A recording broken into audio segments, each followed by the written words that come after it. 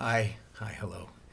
Okay, so last time we talked about Gauss-Jordan reduction, and we ended by talking about matrices being row equivalent. So today we're going to use the Gauss-Jordan reduction to make an observation about how to tell when matrices are row equivalent. I want to start by reviewing row equivalence. I want to, in the check-in, I want to give a quick sort of idea of what row equivalence is about. Okay, so the first question, really a couple of straightforward questions. Produce two matrices that are row equivalent, and then produce two matrices that are not row equivalent. It would be pretty silly if I had a relationship between matrices and all of them satisfy it. That'd be pretty silly. So let me do the first one. Produce two matrices that are row equivalent, and of course I can give all kinds of answers. I can give a matrix with itself, for example. That'd be silly but technically correct.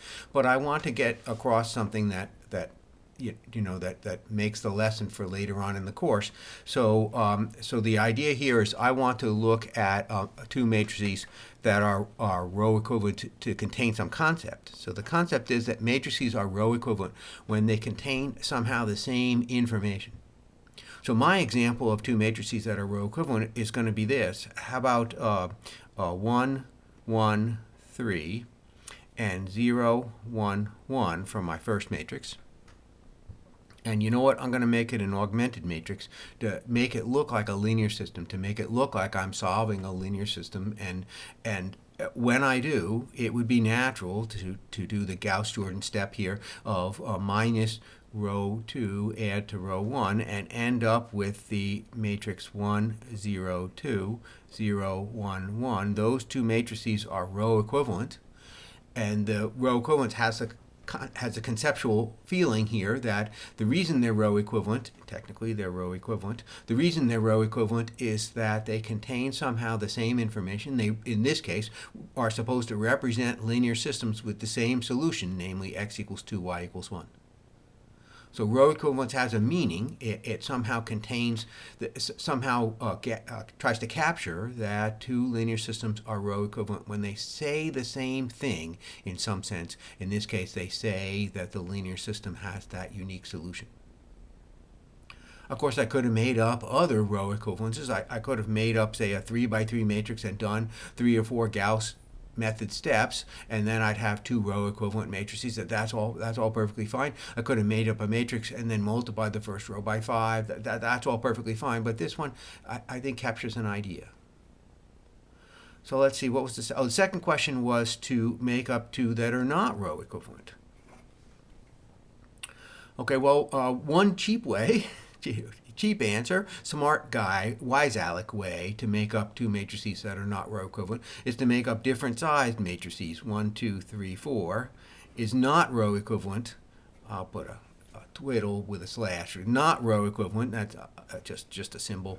1, 2, 3, 4, 5, 6, 7, 8, 9. True, but not really. Not really showing any concepts. So maybe something that shows a little more in the way of concepts is, how about this one here? If I have 1, 0, 0, 0, 0, 0, and I contrast it with 0, 0, 0, 0, 1, 0. And now I can say, you can think of those as augmented matrices if you like. I won't bother to write in the vertical bar. Now, when I say they're not row equivalent, I'm making the observation that you cannot get from here to here by doing row operations. And the reason is simple. There's no ones in that column. There's no way you can manufacture a 1. No combination of these two, of the 0 and the 0, will allow you to make a 1. Or going in the reverse direction, no combination of these zeros will allow you to make that 1. So these two matrices are not row equivalent. So the relation row equivalence is not trivial. Some matrices are row equivalent. I know this is a silly way to be not row equivalent, but this is less silly. Some matrices are not row equivalent. And here I had in mind one more example. Suppose I look at 1, 0, 0, 0, 1, 1, and also I should have put a twiddle with a slash to it. and also 1, 3, 3, 0, 1, 1. Now these two matrices are row equivalent because I can get from the first to the second by some row operations. I can take 3 times row 2 and add to row 1. I take that linear combination 3 times row 2 and add to row 1, and that'll take me from here to here, or I can reverse it. I can do the Gauss-Jordan step of taking minus 3 row 2 adding to row 1 and get to here. They are interreducible. But if I contrast what's here with this one, 1, 3, 2, 0, 1, 1, there's no way to get from here to here. These are not row equivalent. There's no way to get from here to here, because if you're going to get a 3 there, you've got to get it by somehow using the 1. Using the 1. If you're using that 1, you've got to use this 1. So these two have to be the same number. So again, row equivalence has something to say about the linear content of this collection of rows. The linear content of this collection of rows. Somehow this collection of rows has a different linear content than this collection of rows, but this collection has the same as this. The question we want to address today is how can you tell when two matrices have the same, sort of the same information in them? And I know, of course, that's all very vague, but we're going to make precise definitions today. We're working on it. We're working on it. Whoops, went to the wrong place. Sorry about that. There we go. Okay, so when I was first started teaching, I had a professor that I worked with. I was a teaching assistant for this professor who every day would say at least 15 times, "This is very important." Well, when everything's important, then nothing's important. And Van Clausewitz made the same observation. He said a general that protects everything protects nothing. A general that defends everything defends nothing. And I hope that I've gotten pretty good about only saying this is important for those things that are really super important. This is super important. So the linear combination lemma is really at the heart of an awful lot of what we're going to be doing in the rest of the semester. So just to ask you to sort of pay sort of a special attention to what to what happens next. Okay, so the linear combination lemma.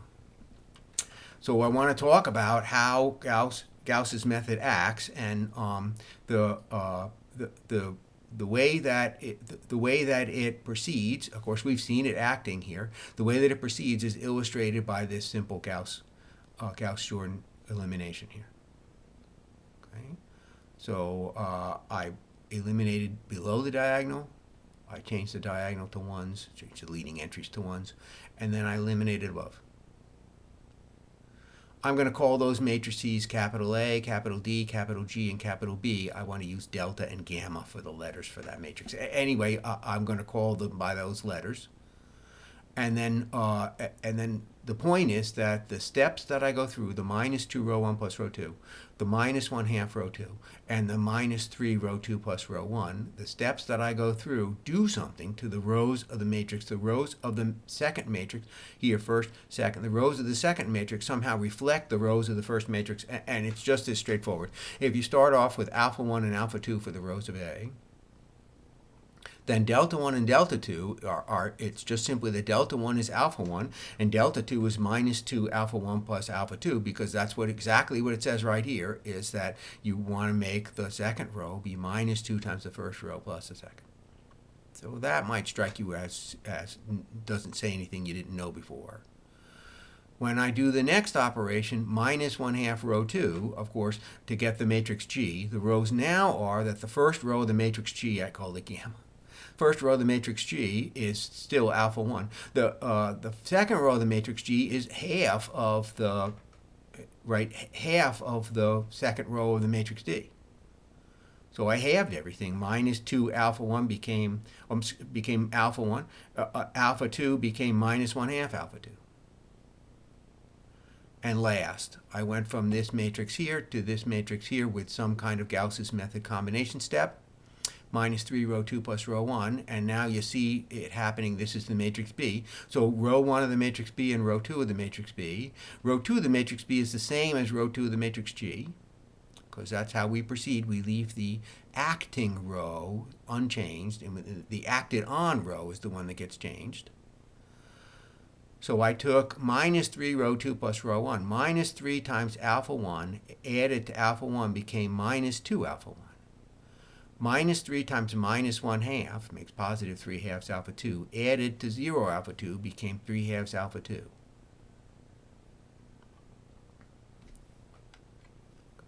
So Gauss's method acts by taking linear combinations of the rows. The matrix at the end has linear combinations of the rows of the matrix at the beginning. We are studying linear combinations. Gauss's method proceeds by taking linear combinations. That's all this says. If you look in there, you're seeing linear combinations of the rows of the starting matrix. That's all it says. Small observation, but a lot of times big things are built on small observation. And the linear combination lemma is codifying that small observation. It says that a linear combination of linear combinations is a linear combination. What is that? What is that? What does that mean?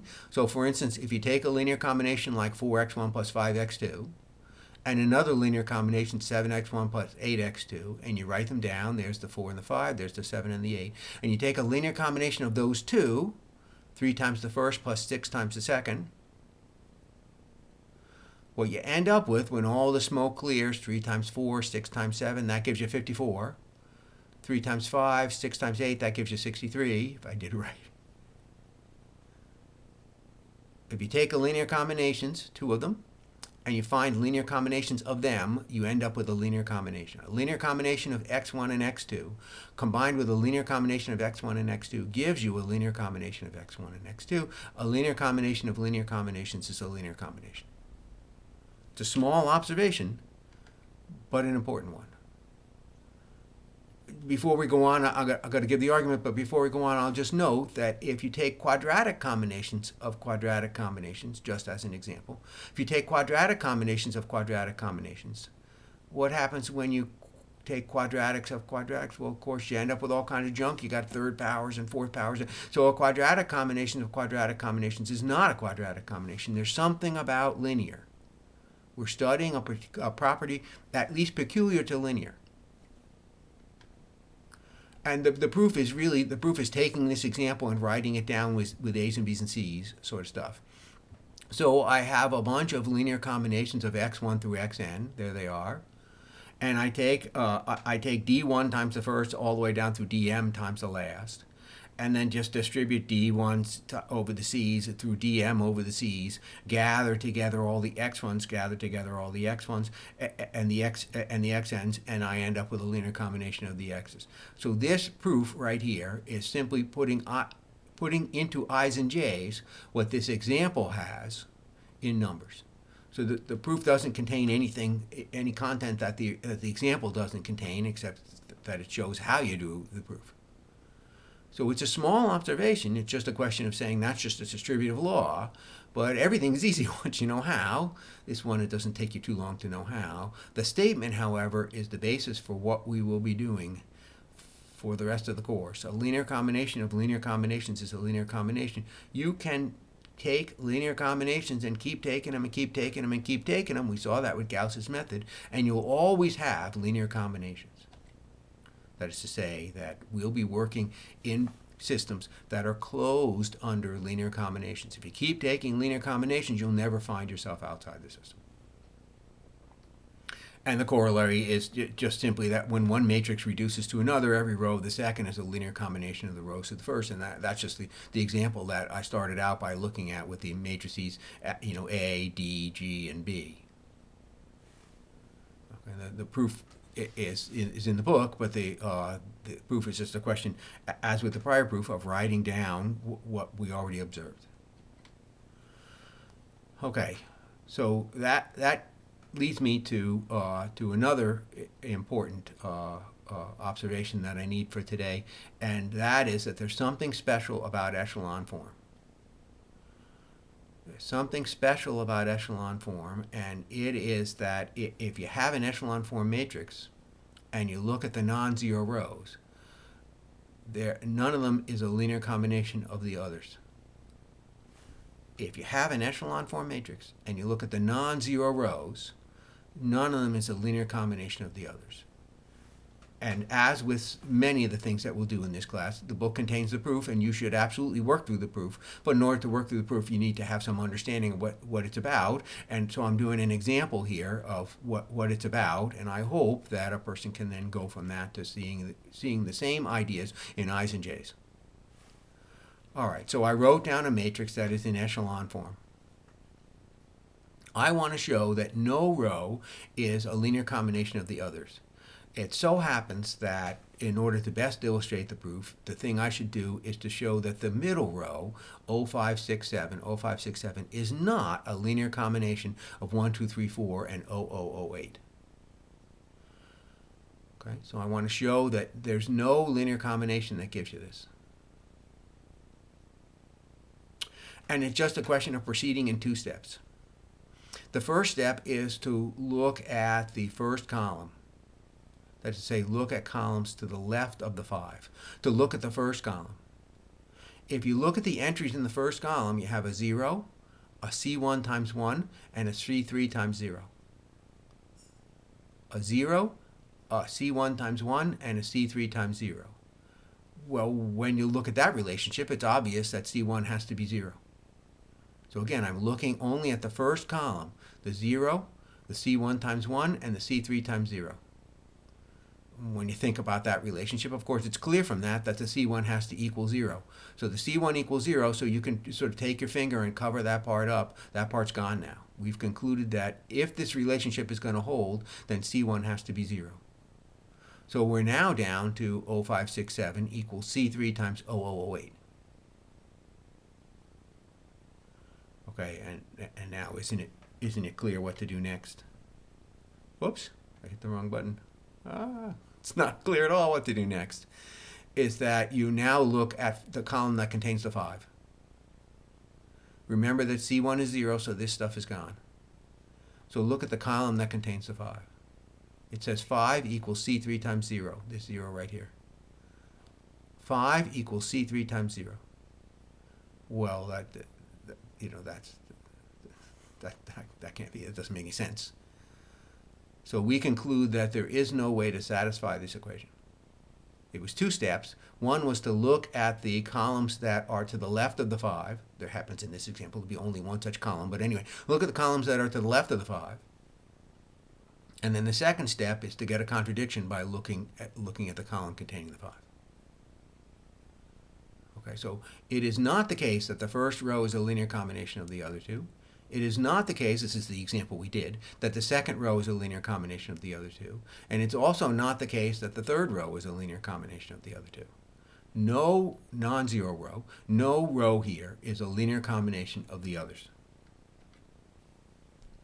If I combine those two lemmas together, the two lemmas that we just saw here, the first lemma was that a linear combination of linear combinations is a linear combination, and the second lemma is that no non-zero row is a linear combination of the other non-zero rows, then what we get is our first really deeper understanding, or deeper than just procedural understanding of what Gauss's method does.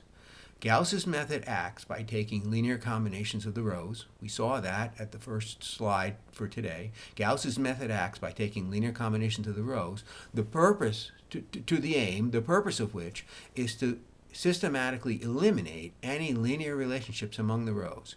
If row 3 is a combination of row 1 and row 2, then in echelon form, row 3 can't be there. It's going to be 0 equals 0 because of this. Again, if row 3 is a linear combination of row 1 and row 2, then when you finish Gauss's method, this lemma tells you row 3 will have been eliminated. It will say 0 equals 0. Okay, so Gauss's method acts by taking linear combinations of the rows, systematically eliminating any linear relationship among those rows. So we're studying linear relationships. We didn't know it. We thought we were solving linear systems, but actually we're studying linear relationships. Okay, so what you see here is I made up a matrix where the third row is a combination of the first two. It happens to be the first row plus the second row. And then when you do Gauss's method, you find that it ends up being eliminated. It doesn't go away in a puff of smoke, but it ends up being a zero row. And that's just simply because I can't have it being related to the first row. Gauss's method, the previous lemma says Gauss's method wouldn't allow that.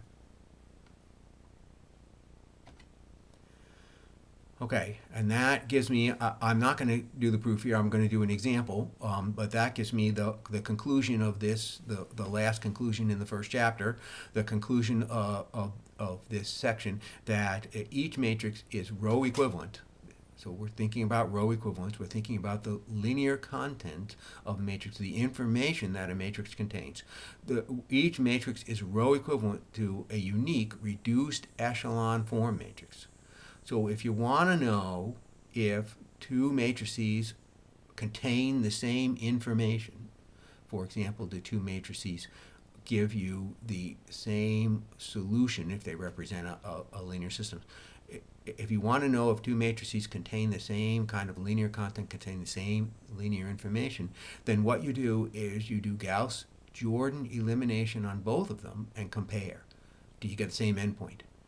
You do Gauss-Jordan elimination on each of them and you compare. If you get the same endpoint, why then they contain the same information. They're all three of them, the two matrices and the Gauss-Jordan one that you got, the reduced echelon form that you got, they're all three of them interreducible.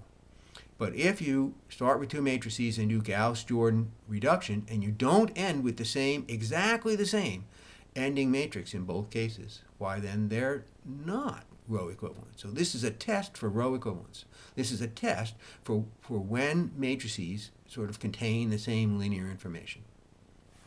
Okay, so I'll say a word about the proof in just a minute, but what I've got here, of course, is an example, and I started with 121.240.36 minus 1, and I did Gauss-Jordan reduction. I don't bother you with the arithmetic. I did Gauss-Jordan reduction to end up with the reduced row echelon form.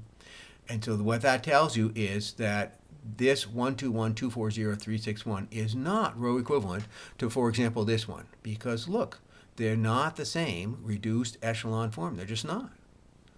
And 121.240.361 is not row equivalent to this. And 121.240.361 is not row equivalent to this. I know that's a 2 and that's a 3. That's what makes them different. They simply don't contain the same linear information. It might seem like a small difference, but that's all it takes, just that one, to make that difference. Okay, a comment about the proof here. So the proof is a lot of i's and j's, a lot of subscript i's and j's.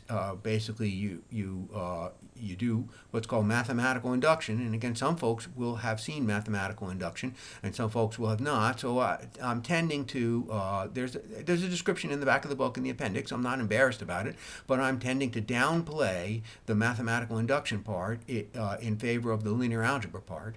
So that's why I'm doing an example rather than the proof. But the proof rewards some close study. It's well worth a read, and we'll use it later on in the book too. So so the fact is we need the statement. But most important is the statement. Unique reduced row echelon form. So I need a picture for that. So the picture goes like this. You remember earlier when I grouped matrices into different categories, I partitioned matrices into different classes, where you got that matrices belong in the same category, in the same class, matrices belong in the same part, if they are interreducible. So we now know that each part contains exactly one reduced echelon form matrix. Exactly one reduced echelon form matrix, exactly one reduced echelon form, exactly one, and there's in fact infinitely many different parts. It didn't draw them all because there's infinitely many, but each one of these contains exactly one. You can somehow think of the reduced echelon form matrix as being in some sense like this is a state, this is a state, this is a state, and the reduced echelon form is the capital city. So one way that you can think of this, let's say this, for example, might be the state of Vermont, and the reduced echelon form matrix of all of those matrices in it here are many matrices, and all of them reduced to the same reduced echelon form matrix, and that somehow characterizes this class. So this is in some sense the best way to write all those matrices. So it's kind of you call it the canonical representative. If you want to say which collection are you looking at, you might say, well, here's the reduced echelon form for that collection, and that's how you can recognize. Okay, so reduced echelon form matrices represent their classes is a fancy way to say it. And to test if two matrices are row equivalent, just looking at them, you say, I don't know, could be, but maybe not, I can't tell. The answer is to do Gauss-Jordan on each, get to reduced echelon form, and check if the results are exactly the same. Even one little bit, like the 3 and the 2 we saw a minute ago, was enough to make them be not the same. So I did that here, and I put down the steps, but it isn't very interesting. I won't bother you with the arithmetic. The point is that when you get to the end here, they're just not the same. They're just not. So that means that these two matrices to start, these two matrices that I started with, are not row equivalent. They don't contain the same linear information. If you think of these as being like three equations with two unknowns, and there's an augmented matrix bar in each of them, if you wanted to think of them that way, then these would be linear systems with different solutions. These would be linear systems with different solutions. This one would have the solution 4/5 minus 6/5. This one would have the solution 2 minus 8, and they're just simply different. They contain different linear information. Okay, so the lesson for today is that you use Gauss-Jordan elimination to tell you when matrices are row equivalent, to tell you when they somehow say the same thing. Okay? All right, let's see if I can do this right this time. I did it wrong last time. There we go, yay! So next time we're going to talk about a new chapter, vectors, and so we'll start in with something brand new. Okay, very good. Bye-bye.